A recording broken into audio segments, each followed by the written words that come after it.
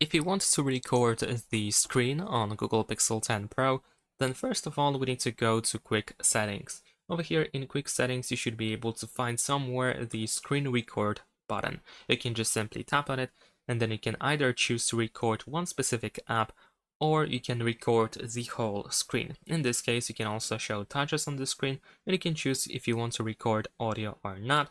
You can also tap on the Record Audio option in order to choose what audio you want to record. Device audio, microphone, or both, and then press record screen. Over here at the top on the status bar right next to time, we have a countdown, and then once you start recording, we can see the timer. And if you want to stop recording, you can, for example, tap on this option and then press stop recording. You can also go to notifications in order to press stop over here, or you can go to quick settings again and tap on screen record button. There we go. And that is pretty much it. Thanks for watching, leave a like and subscribe.